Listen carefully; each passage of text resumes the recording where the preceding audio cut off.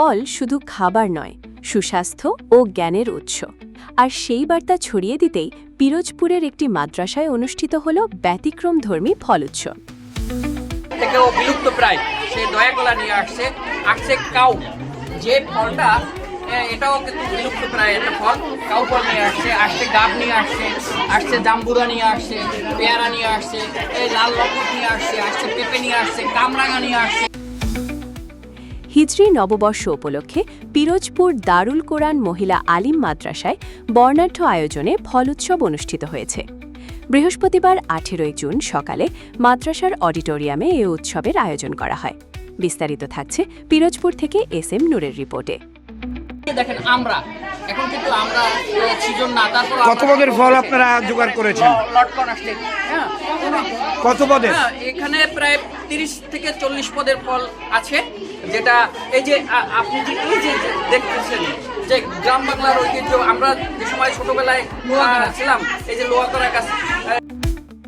অনুষ্ঠানে তৃতীয় শ্রেণী থেকে 10ম শ্রেণী পর্যন্ত শিক্ষার্থীরা স্বতঃস্ফূর্তভাবে অংশগ্রহণ করে।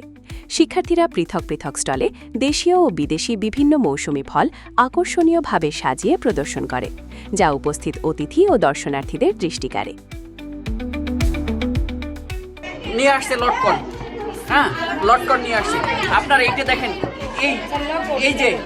এই যে একটা জিনিস, হ্যাঁ এটা কিন্তু পাওয়া যায় না সচরাচর, হ্যাঁ লঙ্ঘন, এইটা নিয়ে আসছে।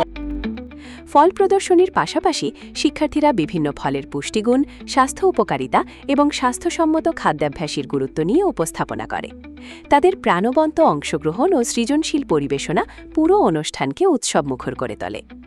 মাদ্রাসার শিক্ষকবৃন্দ জানান, শিক্ষার্থীদের মধ্যে পুষ্টি সচেতনতা বৃদ্ধি, দেশীয় ফলের প্রতি আগ্রহ সৃষ্টি এবং সৃজনশীল চিন্তাভাবনার বিকাশ ঘটানোর লক্ষ্যেই এই ফল উৎসবের আয়োজন করা হয়েছে।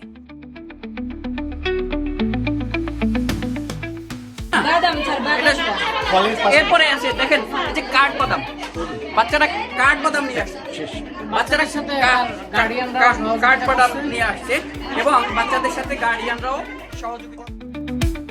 এই ধরনের ব্যতিক্রমধর্মী শিক্ষামূলক আয়োজন শিক্ষার্থীদের জ্ঞান ও দক্ষতা বৃদ্ধিতে গুরুত্বপূর্ণ ভূমিকা রাখবে বলেও তারা আশা প্রকাশ করেন।